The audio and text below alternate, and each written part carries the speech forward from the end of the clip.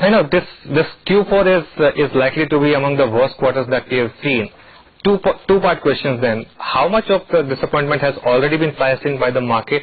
And second, is this going to be a bottoming out quarter, or can we expect things to become even worse in maybe Q1 or Q2 of FY16? Hi, good morning. Well, I think this last 6 months have been a classic Murphy law as far as the earnings are concerned. Almost anything and everything that could have gone wrong has gone wrong with the numbers. You had a collapse in global commodities, you had cross currencies, so all the exporters had a negative impact. The domestic businesses did not pick up, investment cycle still remains low. So typically March quarter, which is one of the strong quarters for cement, capital goods, again you will see companies reporting a decline. Banks asset quality continues, and we have some adjustment where this is the last quarter of restructuring loans, and plus rural consumption has also remained quite slow. So almost from all quarters you have seen headwinds coming in, and because of which this quarter we are expecting the aggregate earnings growth to be zero. This was a negative number in December quarter. So while March at zero may look better compared to December, this will still remain a very, very disappointing quarter. So that brings down the full year earnings growth for FY15 to more closer to about 4 to 5% from what was expected to be about 14 to 15% 6-7 months back. From an FY16 point of view, generally you should expect that some of the headwinds that came in the last 6 months, they have now started seeing some stability. So of course you have a favorable base, and some of those numbers will look better. But I think at this point of time, a 14-15% kind of a growth is what investors are willing to realign with FY16, and a good part of that growth will again be back-ended, not front-ended. On the markets, a lot of the bad numbers are getting priced in. So if you look at specific stocks, whether be it financials, cases of technology, capital goods, many of the cases where numbers are expected to be bad, those stocks have been seeing shades of underperformance for the last couple of months. But for this rally over the last 10 days, the Nifty itself was flat for the year. So I think markets have priced in a lot of the bad numbers, at least for the March quarter. Important is whether we see June is of course not going to be any better, but important thing is whether you get trends that September should be better for the universe. Okay, Rajat, hi, morning. Thanks for joining in. You mentioned that this quarter we'll see zero growth for the Sensex universe. So in terms of individual sectors, which are the pockets that would concern you the most, where earnings can be weakest this quarter?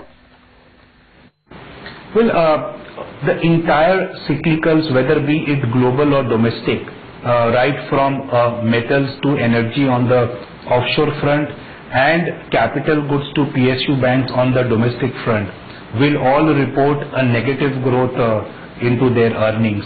And particularly when you see pockets like cement, where valuations are quite high and numbers have continued to see downgrade for the last couple of quarters, right?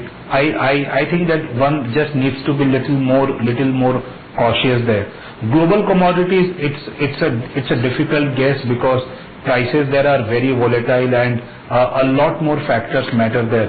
I am more concerned about the domestic cyclicals because that is what investors come to India to buy for. And as of now, the three cyclicals, which is capital goods, cement, PSU banks, all three are not showing any signs of improvement in their numbers. Rajat, the sector that's expected to do the best, albeit from a low base, is of course telecom, and you mentioned that in your report. But how much of this has now been priced in with the kind of surge that we have seen in stocks of Bharti and Idea, and how are you positioned on these stocks? Well, I think if you look at the telecom earnings, while the growth itself looks very high at more than 50%, the base numbers for these companies have been very low for a long period of time. But more importantly, if you look at the aggregate profit for this March quarter for the companies in our universe, they will almost be at a 4-year high in terms of their absolute profits. So of course, a lot of the headwinds that had come into their numbers have started seeing some clarity. But I think what has led to the performance into these names, particularly after the auction getting over, is the fact that people think that with this event behind, they can focus more on fundamentals. Whenever you are passed through the events and you focus back on numbers, especially for underperforming names, you will start seeing some realignment. But at this point of time, we still don't think that we are going to see any material change in our earnings outlook. In fact, the street is only downgrading their estimates for the telecom numbers. So while we are a bit surprised by the kind of rally we have seen, but you always see pockets where stocks after long periods of underperformance do have short pockets of good performance just as a catch-up game. Okay, that's a fair point. The other stocks that feature in your top profit growth companies include some of these private sector banks like Yes Bank and IndusInd Bank. In fact, today, in just a couple of hours from now, IndusInd Bank will report their numbers, and we are expecting the profits to grow anywhere between 25 to 30%. For a long-term investor, would it still make sense to increase exposure to some of these banks? Well, the private banks in India now for almost more than a decade has been the bedrock of this entire corporate earnings growth story.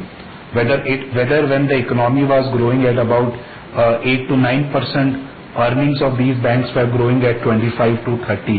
And today when the GDP is growing at about 5 to 6%, their earnings are still growing at 25 to 30. There are three basic features here. First, their overall share in the banking business, everyone knows, is still so small that they can care less about the macro slowdown and focus more on their pockets of growth. Secondly, their own product addition to their portfolio is just letting them create some growth avenue every second, third year. And I think third, which is the most commendable part, is that when the entire financial sector in India is just too much messed up with the NPL issues, the kind of NPLs that you see in names like IndusInd or Yes Bank does not give you the kind of sense as to what you hear from the other banks. Investors will always make money over a long period of time whenever they remain invested in franchisees like this, and these banks are very well capitalized at the beginning of a growth cycle now. So don't be surprised if you see a 25-30% earnings growth continuing over this 5-year cycle, and stock should at least track that earnings growth in form of returns. Rajat, what about metals? There's this old adage that you sell these stocks when they deliver record earnings and actually buy them when the cycle turns. At this point in time, with the kind of quarter that they're likely to report, do you think things are bottoming out, or could there be some more pain in some of these stocks?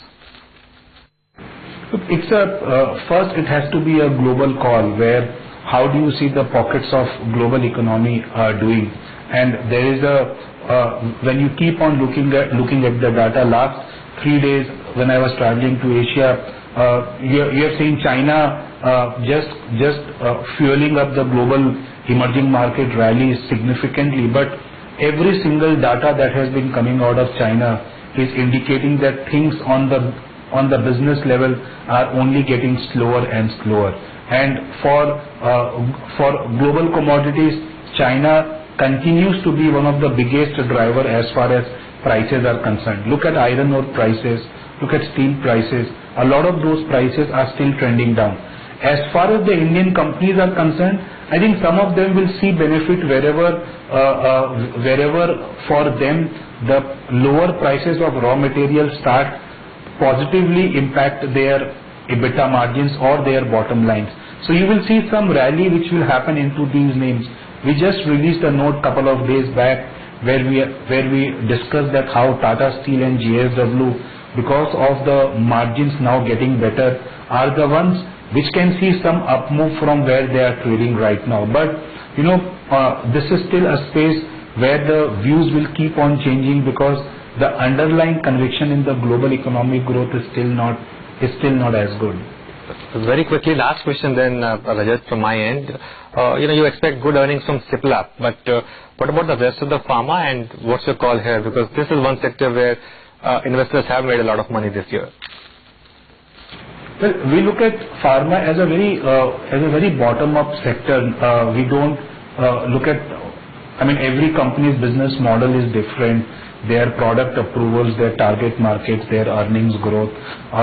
So if you look at Cipla, while the earnings growth this quarter is going to be good, if you just look at the last 12-month stock performance, it is the best performing Sensex stock amongst the pharma, outperforming even names like Sun and Dr. Reddy's.